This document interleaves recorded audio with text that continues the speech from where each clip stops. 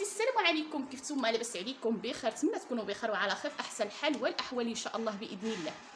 اخواتي كنشكركم بزاف على التفاعل ديالكم مع القناه ديالي، وكنشكركم كاملين وحده وحده اللي تفاعلت مع الفيديو ديالي وكليكات عليه وشافت منه واخا غير دقيقه وحده، راه عاونتني وساهمت في القناه ديالي تفاعل. دابا القناه ديالي مفعله الحمد لله.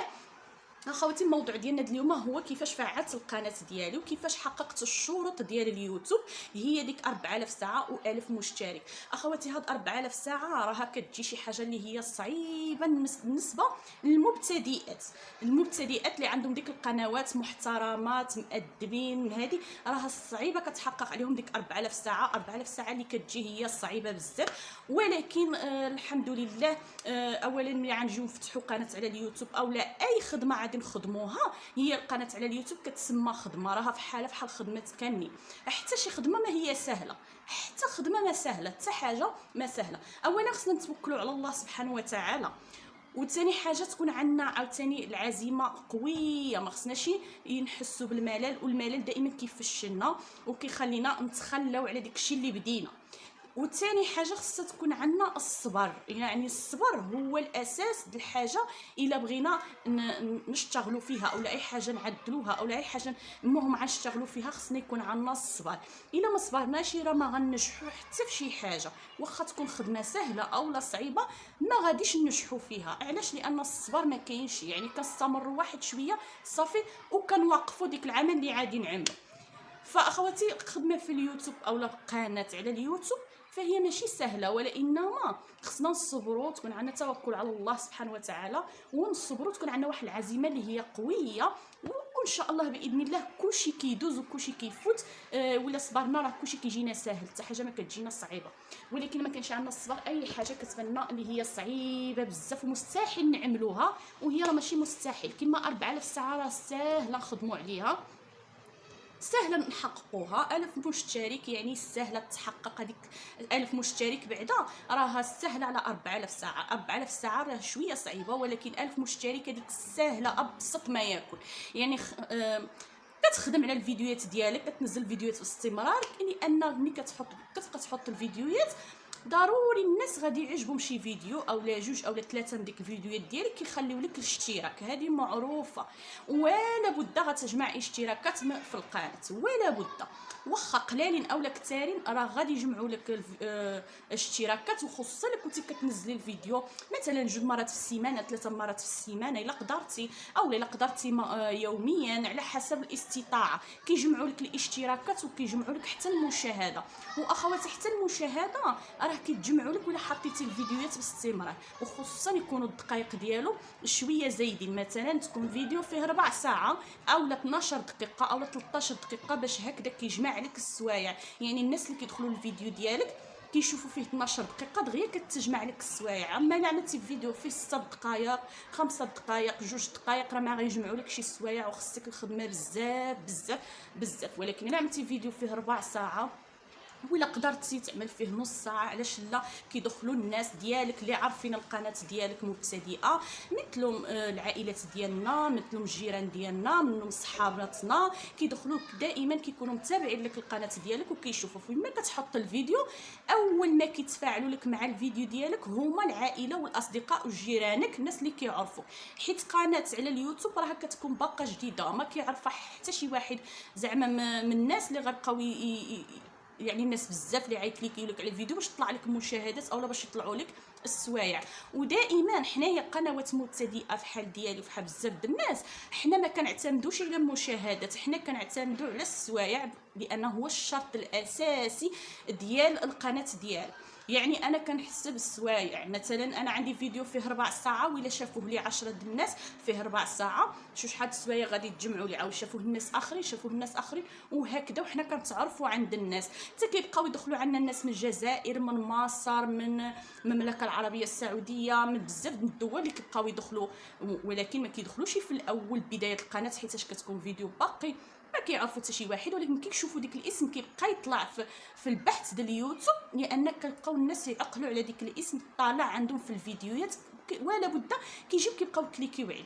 يعني واحد النهار سيمانه اخرى بشويه، السيمانه الثالثه بشويه، وحنا ماشي هكذا، وحنا كنحققوا ديك السوايع ديالنا بهذه. ولكن ما نكروش عاوتاني مبتدئات في حالي وفي حال بزاف د الناس. كيكون واحد الجروب مجموع بزاف د الناس فيه، يعني نقولوا واحد 80 قناه، كل وحده معين، كاين ناس من الخارج، كاين ناس من المغرب، كاين ناس من الجزائر، كاين ناس من تونس. هذاك الجروب كيكون مخلط والناس كيتعاونوا مع بعضياتهم. حنا كاملين مبتدئات كندخلوا لديك الجروب وكنتعاونوا، يعني كنتبادلوا المشاهدات وكنتبادلوا اللايكات وكنتبادلوا هكذا باش كنكملوا ديك 4000 ساعه بواحد الطريقه اللي سهله. ولكن اخواتي ولا بد يكون عندنا البيسي في الدار، حيت البيسي هو اللي كيعاوننا في الخدمه ديالنا بزاف. علاش البيسي؟ حيتاش كنخدموا ب10 الحسابات، يعني كل وحده عندها 10 الحسابات، فكيطلعوا السوايع دغيا وكيطلعوا حتى المشاهدات دغيا. ونفس الوقت ما قلت لكم مشاهدات كنخليهم ابار لان ما محتاجينهمش كثر ما محتاجين حنا من السوايع. اخواتي هكذا وحنا كنخدموا مع بعضياتنا وكنساعدوا بعضياتنا، وحتى كنفعلوا القنوات ديالنا كاملين. اخواتي بغيت نقول لكم انا بعد تجربتي مع القناه اللي بديتها انا ما خدمتش فيها بزاف، لان اول ما فتحت القناه ما كانش عندي بيسي. بعدا كان عندي واحد بيسي مخصر، ماشي مخصر وانما ما خدمليش ب10 الحسابات، يعني فيه شي حسابات قلالين وما دخلوا شي اخرين، لان شي حاجه ما فيهش هي هذيك. فشهرين وانا فاتحه القناه وكنزل الفيديوهات وما خداماش بالبيسي، يعني كنتسنى عندك مشاهدات الناس هما اللي عادي يجمعوا لي السوايع.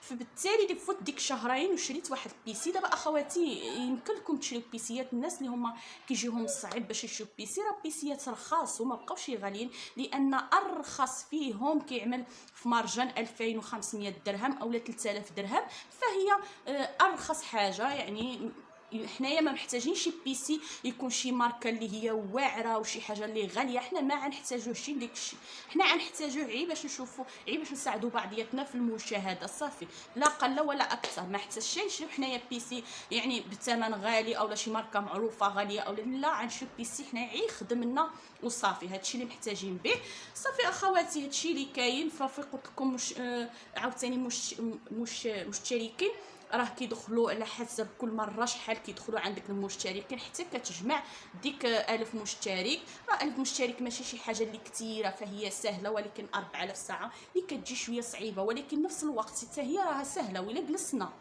وخدمنا عليها وكنزلوا الفيديوهات باستمرار وكنخدموا في البيسي باستمرار، راه نقدر نقول لكم في 6 شهور تفعلوا القناه ديالكم. فانا اخواتي بقيت خدامه، مره كنخدم مره كنجلس، مره كنخدم مره كنجلس، لان اخواتي راه عندي 3 وليدات صغارين، عندي مسؤوليه الدار يعني، والشغل ديالي كامل ديال الدار كنعملو بيدي بوحديتي، فهمتوني. وعاد زياده على هذه كنصور بوحدي، كنمونطي بوحدي، كان يعني بزاف د الحاجات اللي هادشي كامل كنقضيه انا بوحديتي، يعني حتى المونتاج والتصوير كلشي كنعملو راسي، يعني صافي ما كاينش شي عوين بشي جهه اخر. اخواتي القناه ديالكم من الاحسن تخدموا عليها بيدكم، لان هاد المشتركين وهاد السوايع د 4000 ساعه راه كيتشراو بالفلوس، ولكن حنا ما محتاجينش، من الاحسن ما نشريوهمش. علاش؟ لان ملي كتدفع الحاجه ديالك تخدم لك بالفلوس راه ما كتعرفش ديك الشخص اولا ديك الانسانه ولا ديك الانسان اللي غيخدمهم لك بالفلوس ايش من طريقه غيخدم لك بها. واش طريقه قانونيه غيخدم لك بديك الخدمه ديالك وعاد تدفع المراجعه وغيقبلوها لك، واش شي طريقه اللي ماشي مقبوله وهو خصو غير الفلوس، مثلا ديك الاخت ولا الاخ وغتدفع القناه ديالك المراجعه ويرفضوها لك، لان بزاف د التخرويض كاين في هذا الشيء. احترامات الناس اللي كيخدموا بضمير وكيخدموا بالنيه، ولكن اخواتي في غتجبروا هاد الناس، وحنا كمبتدئات ما كنعرفوش هذا الشيء هذا، وما كنعرفوش بزاف د الناس ما كنعرفوهمش. يعني هاد الشيء واخا كتلقى شي نمره كتعطيها لك شي صاحبتك اولا تدخل عند ديك الادمينه تقول لها مثلا تخدم لي على الفيديو السوايع ولا شي حاجه، كتقول لك اوكي وبالحق ما كتعرفهاش باي طريقه كتخدم بها وتكون طريقه ماشي ما هذه تقدر ديك قناه نهار اللي غتدخل في مراجعه يرفضوها لك من اليوتيوب. من الاحسن نخدموا اخواتي على السوايع ديالنا راسنا بطريقه سهله ومجانا، يعني لا فلوس لا حتى شي حاجه، خدم براسك وخدم على قناتك. ومن بعد عم نبقاو نخدموا حتى على الفيديوهات، ماشي نخدموا على السوايع، خصنا نخدموا حتى على الفيديوهات. راه حتى اليوتيوب ملي كتشوف عندنا الفيديوهات قلالين و4000 ساعه مشاهده، راه حتى هي كتشك في الخدمه ديالنا، كتقول لك كيفاش جمعتوا هاد 4000 ساعه وانتم مشاهدات عندكم قلالين. ودابا اللي معروف كلشي قنوات جدادين عندهم مشاهدات قلالين، لان قليلين بطبيعه الحال غيكونوا قليلين حيتاش الناس ما كيعرفوناش، وقناه باقا جديده، لان قناه باقا ما عمرتش بزاف بالفيديوهات باش غيدخلوا الناس بزاف، باقي بزاف د الحاجات لان حتى حنايا باقي ما كنعرفوش نعملوهم، باقي بزاف كنتعلموا بزاف د الحاجات. فملي كنرجعوا نتعلموا بزاف د الحاجات وكنعرفوا نعملوا بزاف د الحاجات، فمباشره كتشوف الفيديو ديالك كيطلع في المشاهدات، وكيطلع حتى في المشاهدات وحتى اليوتيوب كتبقى تطلع لك الفيديو ديالك في البحث. يعني هادشي كامل مع الاستمرار يا اخواتي. حنا واخا نفعلوا القنوات، حنا فعلنا القنوات وجمعنا الشروط وكلشي، ولكن هنا صافي راه حنا سالينا، لا ما يمكنش، لان المشاهدات ما كايناش. واخا نفعلوا القناه، واخا ندفعوها المراجعه وتقبلنا من اليوتيوب، ولكن هكذاك باقي خصنا نخدموا، لان ضروري خصنا نخدموا، لان الفيديوهات المحترمه والناس المؤدبين راه ما كيطلعوا لهمش في المشاهدات اللي معروفين، كيطلعوا للناس اللي معروفين في اليوتيوب وقدامين في اليوتيوب. اما اللي جدادين راه باقي الفيديوهات ديالهم ما غيطلعوش في البحث، راه ما كيطلعوش في البحث.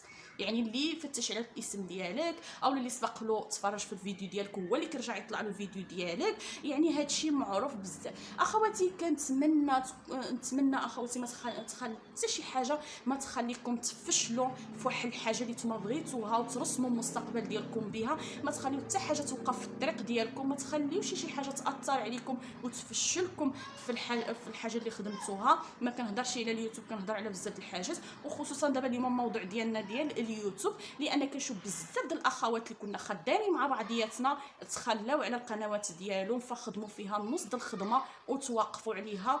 فهذا اخواتي فكيبقاو فيا هاد الاخوات اللي عملوا هادشي هيدا زعما ضربوا فيها تماره وفي اخر توقفوا عليها. فصعيب هكذا، بديتي كمل وتوكل على الله، والله سبحانه وتعالى ما يخسر لك حتى شي حاجه.